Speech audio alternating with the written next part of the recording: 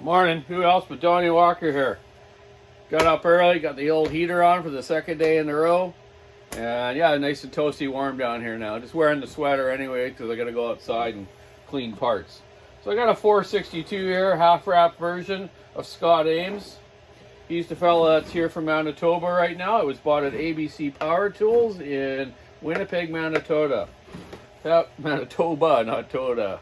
So Scott and his lovely wife Deborah are here on a vacation, and they're over in Tofino, Long Beach area today, and they're going to spend another night and come back tomorrow. So I'm going to do his 462 right now. You know, I really like these saws. They're the M-tronic version, not fuel injected. I have done one of these that actually had the adjustable carburetor from a fellow in the US. They do send them to some different areas where Amish people and stuff live. It's kind of odd, but I guess they don't have computers. Some dealerships that are Amish, so they can't download them if they have an issue. The 462 is kind of cool with these top snap buttons they got these days.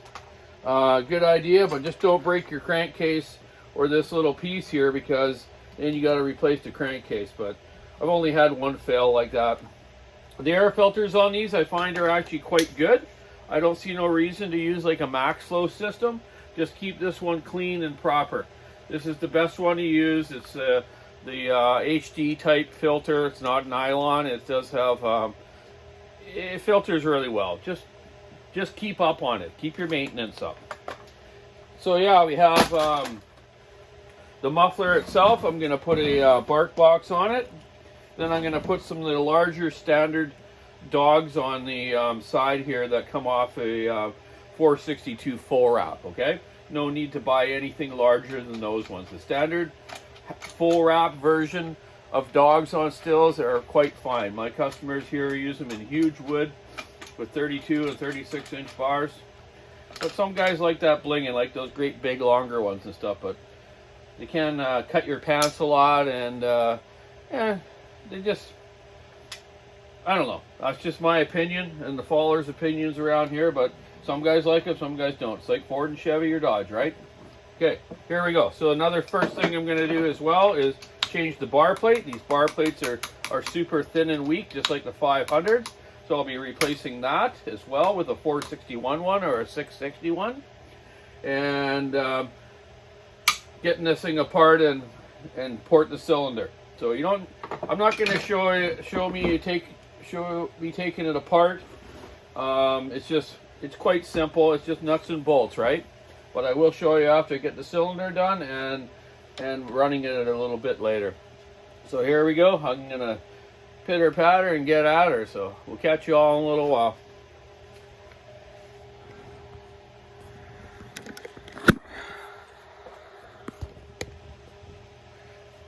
One thing cool about these saws, you don't need a lot of tools.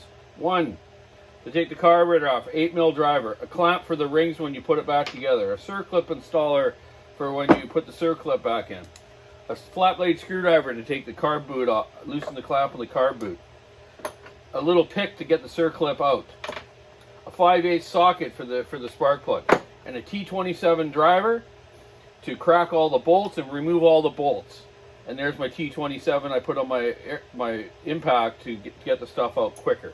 Okay, so 1, 2, 3, 4, 5, 6, 7 tools. That's all you need to take one of these apart and put back together. You don't need the great big toolbox like so. You just need the proper ones. You don't need a lot of tools working on saws, just some specialty stuff, okay? So yeah, let's get started and take this apart. That can be set aside, so we're not going to use that till the end. And this right here. So first of all, we're going to take our 8mm driver, and we're going to, oh, I don't even need to loosen the carb on these, actually. I don't even need this one. So that's six of them. So let's get the starter off so we can get the clamp off the cylinder and go from there. 1, 2, 3, 4 screws for the starter. 3 of the same.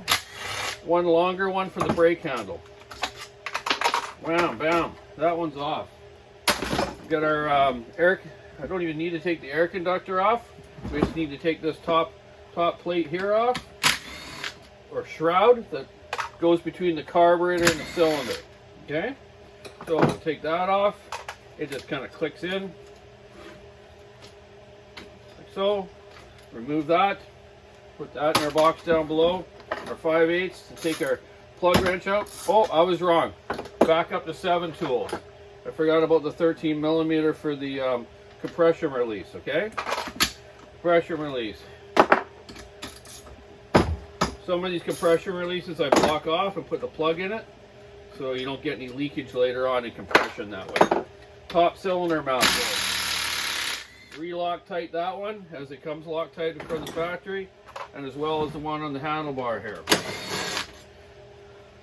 Most of them I'll use my impact, but on cylinder ones I don't. I'll crack them first by hand and then I'll put them back together. Let's get the muffler ones off.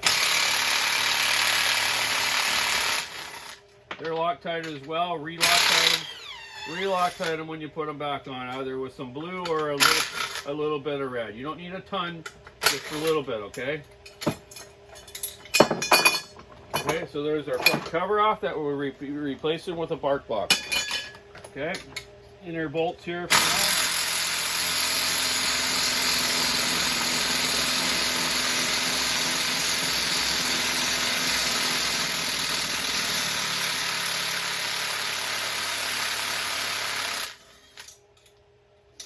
They're long bolts.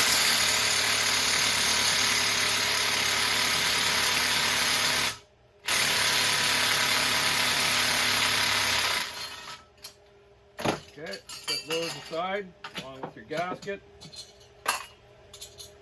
Okay, there we go. There's the cylinder exposed now.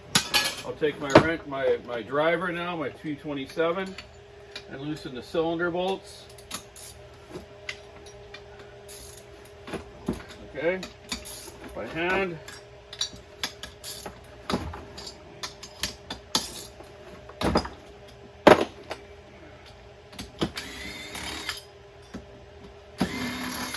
Two, three, four. Loosen the carburetor manifold boot. Just unscrew it with a flat blade. Get it pretty loose because we're not even going to take the carburetor off. I forgot on this model I don't need to. There's nothing to do to the carburetor on these. There's no adjustments or anything like that. I will make sure it's tight though. You never know, someone at the factory could have missed it. So there's our clamp loose. And now we'll just pull the cylinder off, push the boot off the top here. There you go. There's your cylinder off, a 462.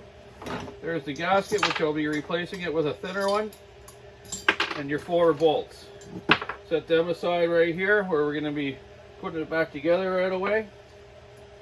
Okay, put our gasket in the box. Take our little pick to take the circlip out, because we will be just cleaning up the edges of the piston. Any little sharp edges, and just radius it just a tad, okay? There's our circlip out into the box. Push our pin out. Okay, our bearing. Put the bearing in the box, the wrist pin in the box. Take the rings, put them in the box. You got to watch on 462s that you don't port the exhaust port too wide, because it's got the lower ring, the lower ring little pin, locator pin is right there on the edge of the exhaust port, so you don't want to go too wide. So there you go. There's your 462 all apart, and I will take this over to the bench now and port it, and I'll show you putting it back together in a little bit. Doesn't take long, eh?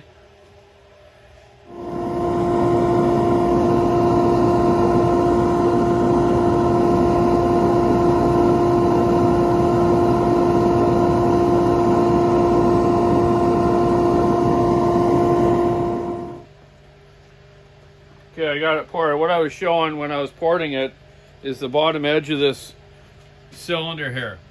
Along the edge here, all the way around, it feels a bit rough, right? And I seen a bunch of little, what I call little grapes, little round pieces of chrome that from the factory can come off, and I've already started making a few lines in this cylinder. So I just take one of my sanding cones and go all around there and get all that nice and smooth, make sure there's no jagged edges that can come off. Also, the transfers, the top of the transfers where they flow out and direct over towards the intake. I've taken a little bit of material out in there that gets a little bit of slag there, but these are a very clean cylinder from the factory.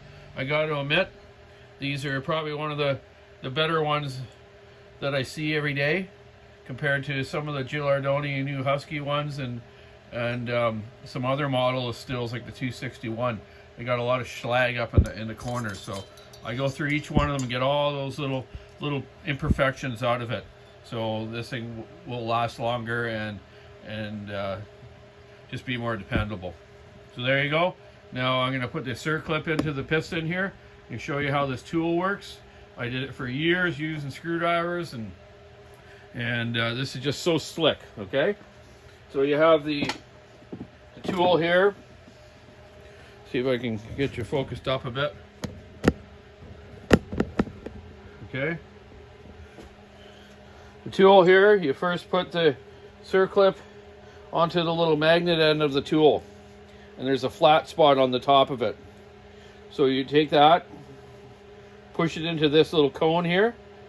There's a little nib thing right there. You just get that flat piece on there, push that in, push that circlip in, and turn the tool around and just kind of tap it lightly till the circlip's almost at the end, about an 1/8 inch away. Then simply hold the tool against the piston here in the wrist pin hole. Hold this inner piece of the tool and push this end in, okay? There you go. Snap, click. There it's in. Have a look. Make sure it's in all the way around. It looks perfect. So look at that. That only took a couple seconds, right? Pretty slick. Okay, Scott, Ames. I'm here at Kevin Cuddy's Woodlock. If anyone needs firewood on the mid-island of Vancouver Island or anywhere else, give Kevin Tuddy a call. What's your phone number? 250-713-7503. There you go. Want some quality, good old growth fir or some hemlock or whatever he's got here, he'll treat you good. So I'm going to run your 462 now, Scott. I've just ported this. Put the bigger dogs on it off of 500. The bark box, a better bar plate, because these bar plates suck that they come with. They're just like tin foil instead of real metal. So here we go, Scott. We'll check her out. I hope you're having a good time over in Tofino. Hope you didn't wipe out on that surfboard today or get eaten by a killer whale. Let's give her a go here.